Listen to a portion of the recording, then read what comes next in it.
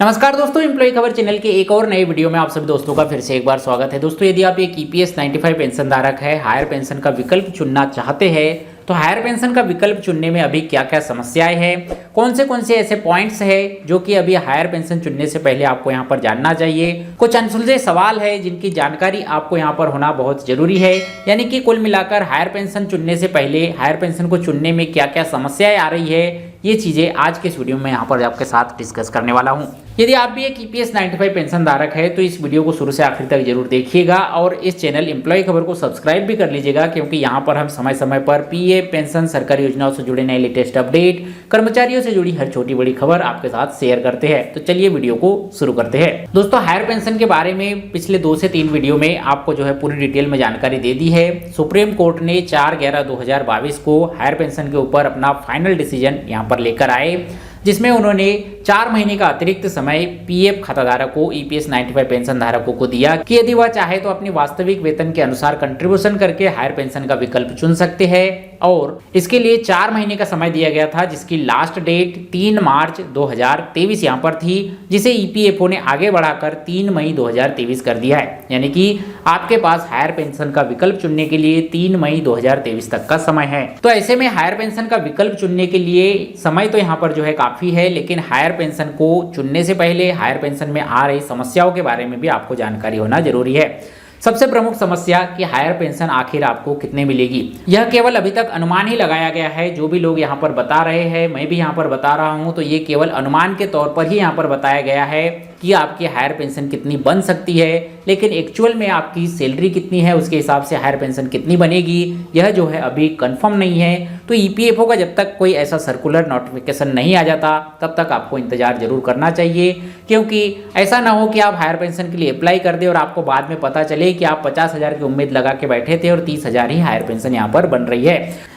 Arrear कितना जमा करना होगा ये भी जो है अभी गारंटेड नहीं है, लेकिन ईपीएफओ ने अपने पिछले सर्कुलर में इस बात को क्लियर किया है कि यदि आवश्यकता पड़ी तो आपको एरियर का भुगतान भी यहाँ पर जो है करना होगा, लेकिन कितना करना होगा ये भी गारंटी नहीं है। ऐसा नहीं हो कि आप हायर पेंशन का विकल्प चुन ले और ईपीएफओ आपसे जो है यहाँ पर ज़्यादा पैसों की डिमांड कर दे जो आपके पास यहाँ पर उपलब्ध ना हो।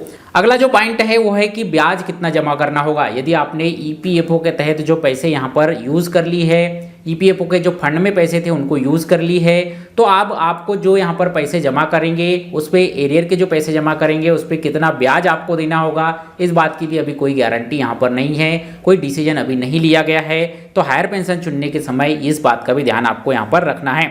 इसके बाद आपको कितना पैसा यहाँ पर जमा करना होगा, कितना फंड आपका ईपीएफ से ईपीएस में ट्रांसफर होगा या आपके जेब से कितना पैसा आपको हायर पेंशन के लिए जमा करना होगा, इस बात की भी अभी जो है कोई कंफर्मेशन नहीं है, कोई गारंटी नहीं है। इसलिए इन पॉइंट को भी आपको ध्यान में रखते हुए हायर पेंशन का चयन करना है। अगला जो इंपॉर्टेंट पॉइंट है कि पेंशन का कैलकुलेशन किस हिसाब से किया जाएगा, पेंशन आपको किस हिसाब से मिलेगी। पेंशन का कैलकुलेशन, हायर पेंशन का कैलकुलेशन किन नियमों के आधार पर होगा, क्या लास्ट 60 महीने की औसतन वेतन पर होगा, लास्ट 12 महीने की औसतन वेतन पर होगा। जो फार्मूला यहाँ पर है कि आपने जितने वर्ष काम किया, आपकी जितनी यहाँ पर सैलरी थी उसमें 70 का भाग देकर जो रिजल्ट यहाँ पर आता है वो आपको पेंशन यहाँ पर मिलती है। यही क्या कैलकुलेशन आपको हायर पेंशन के मामले में भी यहाँ पर करनी होगी या हायर पेंशन के मामले में कुछ और कैलकुलेशन यहाँ पर किए जाएंगे, इस बात की भी अभी कोई गारंटी लिखित में ईपीएफओ की ओर से नहीं आई है। इसीलिए जो है आपको हायर पेंशन चुनने से पहले इस बात का भी ध्यान रखना है कि हायर पेंशन की गणना किस फार्मूले के आधार पर होगी, ये अभी जो है यहाँ पर कंफर्म नहीं है। इसके बाद डिफेंस अकाउंट पर कितना ब्याज लगेगा, इस बात की भी गारंटी नहीं है। साथ ही जो फॉर्म भरने की प्रक्रिया है वो कहने में जो है यहाँ पर ईजी है, लेकिन काफ़ी ज़्यादा जटिल है। जैसे कि यहाँ पर आपके जो डॉक्यूमेंट है इनको पीडीएफ फॉर्मेट में यहाँ पर जो है सबमिट करने हैं, ऑनलाइन वेबसाइट पर सबमिट करने हैं। पहली चीज़ कि कई लोगों को यहाँ पर जो है ऑनलाइन फॉर्म भरते आते नहीं हैं। सेकंड चीज़, पीडीएफ फाइल किस तरह से अपलोड करनी है, इन सब चीज़ों की जानकारी नहीं है। थर्ड चीज़, यहाँ पर जो है आपको पैसों का हिसाब करके पूरे पैसे भी लिखने हैं कि कितने निकाले थे, कितने दिए थे, कितनी सैलरी मिल रही थी, कितने पर हायर पेंशन लेना है, तो इन सब का कैलकुलेशन हिसाब किताब भी करके आपको जो है यहाँ पर लिखना है। काफ़ी जटिल प्रक्रिया यहाँ पर जो हायर पेंशन का ज्वाइंट फॉर्म भरने की प्रक्रिया है ये भी काफ़ी जटिल है। ऐसे में भी कई ईपीएस 95 पेंशन धारकों को इसमें समस्या जा रही है, क्योंकि कई ईपीएस 95 पेंशन धारक या तो ज़्यादा पढ़े लिखे नहीं है या तो जो है उनको डिजिटली या ऑनलाइन इतनी समझ नहीं है कि वह ऑनलाइन तौर पर अपना फॉर्म यहाँ पर भर सके। इस चीज़ की भी समस्या यहाँ पर जो है काफ़ी जा रही है। इस पॉइंट को भी आपको जो है ध्यान में जरूर रखना चाहिए।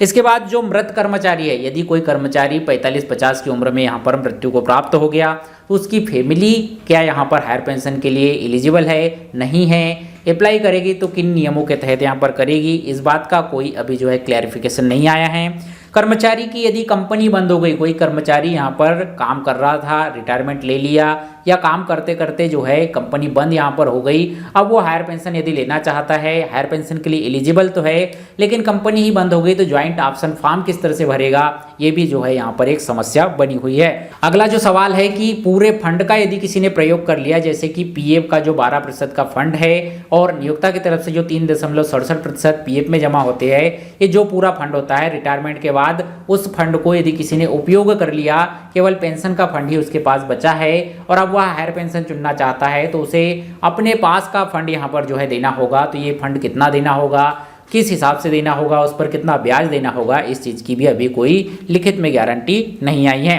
अगली चीज़ यहाँ पर है कि कई EPS 95 पेंशन धारकों की ईमेल आईडी बनी हुई नहीं है, जो कि यहाँ पर इस हायर पेंशन के लिए जरूरी है। आपके पास यूएनए नंबर, कई EPS 95 पेंशन धारकों के पास उनका यूएनए नंबर तक नहीं है। कई EPS 95 पेंशन धारकों के पास PPO नंबर उन्हें अलॉटमेंट नहीं किए गए हैं। यदि आप 1/9/2014 के पहले रिटायरमेंट हो गए थे तो उस समय यूएनए की सुविधा नहीं थी, PPO की सुविधा नहीं थी, तो ऐसे में कई लोगों के पास यूएनए नंबर नहीं है, PPO नंबर नहीं है, तो उसे किस तरह से जनरेट करे, काफ़ी ज़्यादा समस्या है। कई लोगों के बैंक अकाउंट, आधार नंबर और मोबाइल नंबर यहाँ पर आपस में अटैच नहीं है।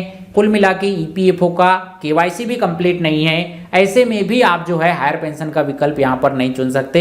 इन सब चीज़ों में से कोई एक पॉइंट भी आपके पास नहीं है, जैसे कि मोबाइल नंबर रजिस्टर्ड नहीं हो, आधार कार्ड रजिस्टर्ड नहीं हो, यूएनए नंबर आपके पास नहीं हो, PPO नंबर नहीं हो, जीमेल आईडी नहीं हो, या यहाँ पर 2.5 लाख से ज़्यादा का आपका जो है कंट्रीब्यूशन इधर उधर हो रहा है, ऐसे में आपके पास पैन कार्ड नहीं है, तब भी जो है आपको जो है यहाँ पर समस्या का सामना करना पड़ेगा।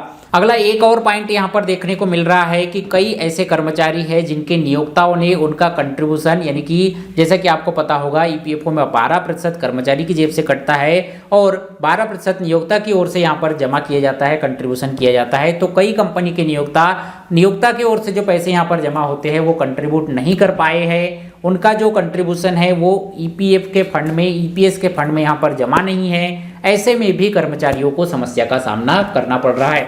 तो इन सब चीज़ों को आपको ध्यान में यहाँ पर रखना होगा। इन सब पॉइंट की तैयारी आपको यहाँ पर पहले रखनी होगी।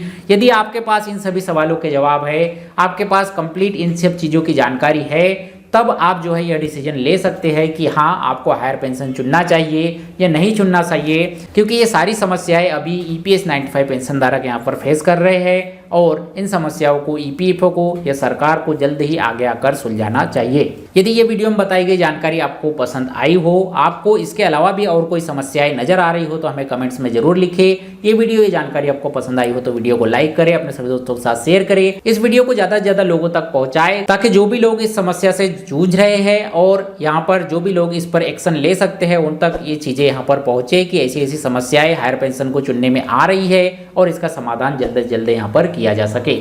ये वीडियो जानकारी आपको अच्छी लगी हो तो वीडियो को लाइक कीजिए, अपने सभी दोस्तों के साथ शेयर कीजिए। इसी तरह से PF पेंशन सरकारी योजनाओं से जुड़े नए लेटेस्ट अपडेट, कर्मचारियों से जुड़ी हर छोटी बड़ी खबर की जानकारी के लिए हमारे चैनल एम्प्लॉय खबर को सब्सक्राइब कर लीजिए। मिलते हैं आपसे अगले वीडियो में, तब तक के लिए जय हिंद, वंदे मातरम।